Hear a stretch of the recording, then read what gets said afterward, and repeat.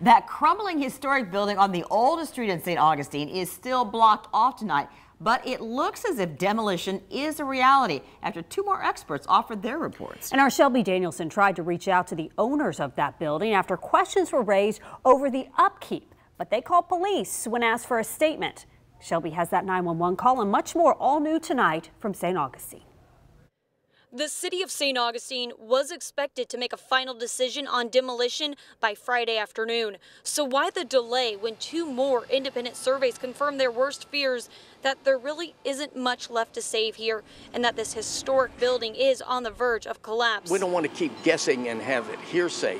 We want to know, would like to know positive, yes, we're going to do this or we're going to do this. In a private meeting between the city manager and other local business owners from Aviles Street, the city says it feels like it was played by the new owners of that building. The city manager believes the plans issued to rehab the structure into a cafe were a decoy and that the owners ultimately wanted the building to be demolished. We wanted answers to these serious allegations, and so did the city, but the owners have been unreachable. In fact, we've been trying to reach out to them. I went to the address that's listed for their business, Red Moon Properties, LLC, and they told me to wait at the front door. And I expected them to come back to talk with me or possibly say no comment. But in fact, this is what happened. They called the cops. 911, where's your emergency? Then I got some trespassers on my property. There's a few. How many is a few? 2 or 3. What are they doing?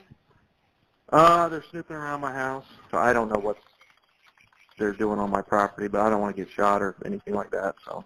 Okay, well we're gonna have a deputy on the way. Do you want me to stay on the phone with you until they get there? No, it's okay. I mean, I got the house locked up, so I'm okay. Okay, we're good.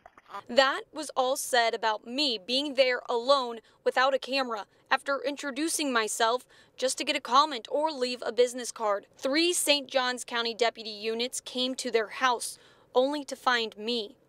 While the owner's response to the city manager's allegations is still unknown, the city says they have to do what's best for the community.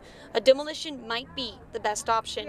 It would take 3 days, and afterward, they expect a fruitful archaeological dig underneath, which they say would be the silver lining to this whole controversy. Shelby Danielson, First Coast News, on your side. Shelby, thanks. And we just received a statement from Red Moon Properties about the building within the last 10 minutes. It reads, in part, this particular historic renovation project has become more complicated over time, and we have a very strong commitment to preserving what is possible. We are working closely with the city, the Historic Architectural Review Board, and also our own professionals to provide a safe environment while we work through the evolving issues concerning this project.